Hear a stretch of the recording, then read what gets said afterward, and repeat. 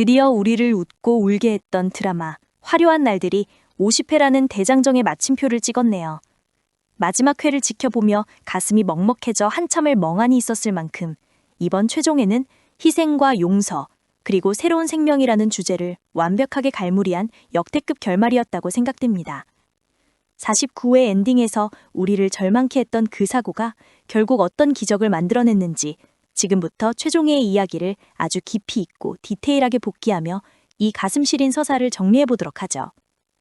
49회 엔딩에서 혼수 상태에 빠진 아들을 보러 달려가다 사고를 당했던 상철은 병원으로 실려온 직후 심정지라는 절망적인 상황을 맞이했었네요. 의료진의 필사적인 심폐소생술 끝에 기적적으로 심장박동은 돌아왔지만 하늘은 야속하게도 그에게 의식까지는 허락하지 않았습니다.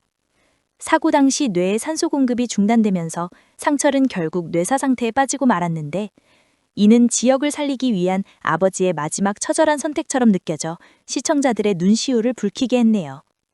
특히 상철이 생전에 남겨두었던 영상유언은 이 드라마의 가장 눈물겨운 장면 중 하나였습니다. 그는 자신이 죽으면 심장을 기증하되 오직 자신의 아들 지역에게만 주겠다는 절박하고도 이기적인 부성애를 영상에 담아두었네요.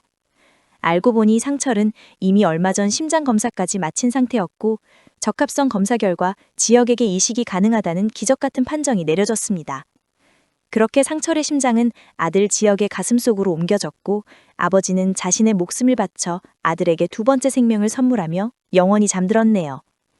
한편 욕망의 화신이었던 고성이는 박 회장의 집 앞에서 약을 먹고 극단적 선택을 시도하며 비참한 최후를 맞이하려 했으나 다행히 생명에는 지장이 없었습니다. 이 처절한 모습을 본 박 회장은 마침내 성희를 향한 징호를 내려놓기로 결심했고 그녀가 가진 모든 재산을 기부한다는 조건으로 다시 집으로 들어올 것을 허락했네요. 그렇게 3년이라는 시간이 흐른 뒤 화려한 날들의 풍경은 참으로 많이 변해 있었습니다. 지역은 아버지의 심장 덕분에 건강을 완전히 회복하여 은호와 함께 일과 사랑 모두를 쟁취했네요. 두 사람 사이에는 건우라는 예쁜 아이까지 생겨 아주 건강하게 자라고 있는 모습은 지난날의 고통을 씻어내기에 충분했습니다.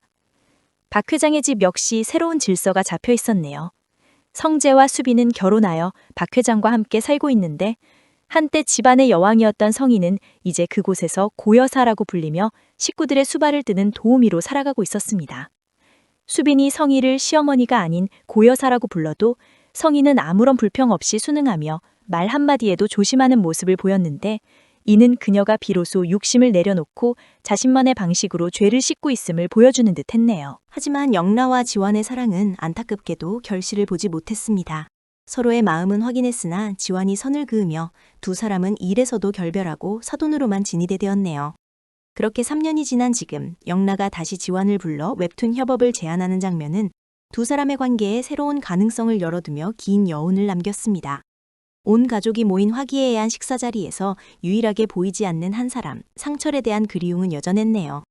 가족들은 아버지가 하늘에서 자신들을 웃으며 지켜보고 있을 거라 믿으며 그날의 희생을 추억했습니다. 그 와중에 수빈이 헛구역질을 하며 둘째 임신을 암시했고 박 회장은 아이의 교육을 위해 성재와 수빈을 분가시키기로 결정했네요. 성희와 자신이 있는 집이 아이에게 좋지 않은 영향을 줄까 걱정하는 박 회장의 배려는 그가 진정으로 변했음을 보여주었습니다. 드라마의 마지막 장면은 지역이 아들 건우를 데리고 아버지가 뿌려진 바다를 찾는 모습이었네요.